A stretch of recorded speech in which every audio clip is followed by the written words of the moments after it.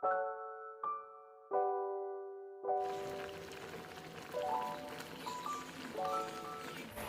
everyone! Ngayon po ay magluluto tayo ng tuna sisig labong. Tama ba? Sisig tuna with labong. At ngayon po ay ituturo ko sa inyo kung paano ang pagluluto nito. Tara! Una, nilaga ko muna ang labong. Ngayon po mag-igisa na po tayo.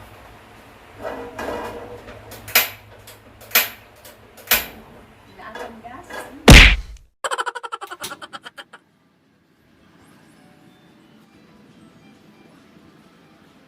Unahin natin ang bawang. Then ang sibuyas. Kalahati lang muna. So ayun, kalahating sibuyas lang muna ang nilagay ko. And yung kalahati mamaya po bago maluto ang ating luluto. Una.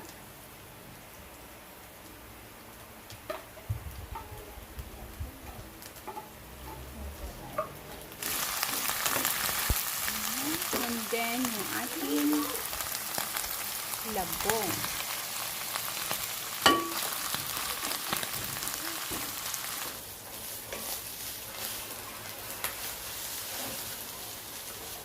Lagyan natin ng konting soy sauce. Oh my God. Patis pala yan. Konting soy sauce. Konti lang.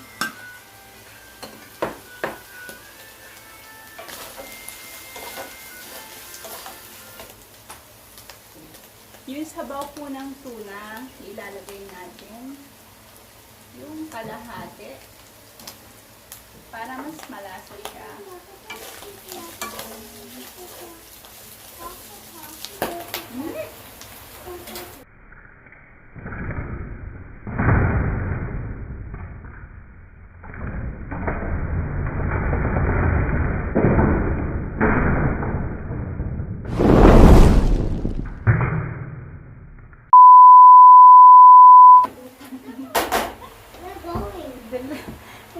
Sorry, baby. Sorry. Sweetie? No, it's not. Actually, luto naman na yung labong. So, konting gisa na lang siya with tuna. And ilagay na po natin ang ating bell pepper. And ang ating paminta. Ang bango na. Bawal ang diet guys. Kaya pag ganito ang mga ulam, taob ang kaldero. So ayan, medyo luto siya. Yung bell pepper, konting luto lang. And lagyan po natin ng gata.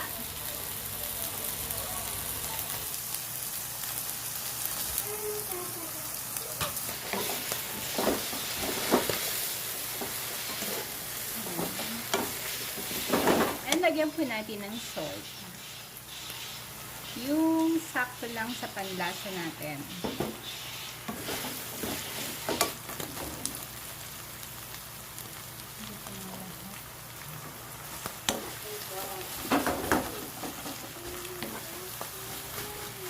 So ayan guys, medyo natutuyo na yung gata niya, kaya ilagay na po natin yung siling haba. Mama! Yes, wait lang. Lagay na po natin ng sili. And then, yung sibuyas.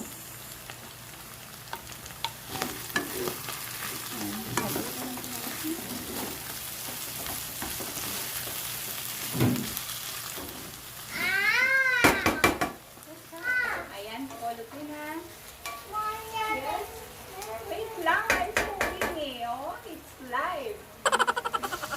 So, pag ganyang nagmamantika na siya, pwede na po natin patayin ng apoy. I'm done. Let's see it.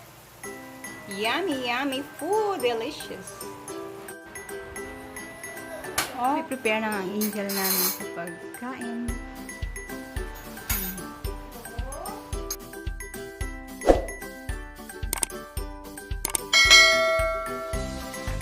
Where's the bread? No bread.